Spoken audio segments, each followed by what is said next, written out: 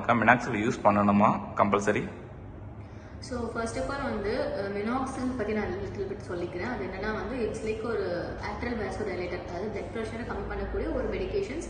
அது ஒரு தெரபிட்டிக் சொல்யூஷன், சரிங்களா? ஸோ அது யூஸ் பண்ணுறதுனால என்ன ஆச்சுன்னா வந்து டாப்பிக்கலாக யூஸ் பண்ணும்போது கொஞ்சம் ஹேர் க்ரோத் நல்லா வந்துச்சு. ஏன் வந்துச்சுன்னா வந்து அங்கே லோக்கலாக யூஸ் பண்ணும்போது அந்த இடத்துல இருக்கக்கூடிய பிளட் வெசல்ஸ் எல்லாம் டைலேட் ஆகிறதுனால அந்த இடத்துல வந்து க்ரோத் வந்துச்சு. பட் ஒன்ஸ் வந்து நம்ம மினாக்சில் யூஸ் பண்ணுறது ஸ்டாப் பண்ணிட்டோம் அப்படின்னா என்ன ஆகும்னா ஆல்ரெடி எக்ஸிஸ்டிங் ஹேர் அண்ட் புதுசாக வளர்ந்த ஹேர் எல்லாமே லாஸ் ஆக ஆரம்பிச்சது.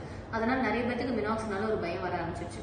அண்ட் ஹேர் டிரான்ஸ்பிளான்ட் பண்ணதுக்கப்புறம் நம்ம ஏன் மினாக்சில் கொடுக்குறோம் அப்படின்னா வந்து புதுசாக வளர்ந்த ஹேரில் வந்து பிளட் சப்ளை நல்லா வரணும் அண்ட் சர்க்குலேஷன் இன்க்ரீஸ் ஆகிருக்கணும் அண்ட் ரூட்டுக்கு கொஞ்சம் நியூட்ரிஷன் வேணும் அப்படிங்கிறதுக்காக டிரான்ஸ்பிளான்டட் ஹேருக்கு மட்டும்தான் நம்ம மினாக்சில் யூஸ் பண்ண சொல்லுவோமே தவிர எக்ஸிஸ்டிங் ஹேருக்கு யூஸ் பண்ண மாட்டோம். இஃப் அட் ஆல் பேஷண்ட்டுக்கு வந்து மினாக்சில் அலர்ஜி இருக்குது, பால்பிட்டேஷன்ஸ் வந்து ரெஸ்ட்லெஸ்னஸ் இருக்குது அப்படின்னா மட்டும் அதை வந்து தவிர்த்துட்டு அதுக்கு ஈக்குவலாக இருக்கக்கூடிய மற்ற சீரம்ஸ் லைக் ப்ரோகாபில் ஸ்டெடைன்சஸ் மாதிரி நம்ம கொடுத்துட்டு வரோம். ஸோ யூனிட் வரி கண்டிப்பாக மினாக்சில் யூஸ் பண்ணி ஆகணும் அப்படிங்கிறது கிடையாது.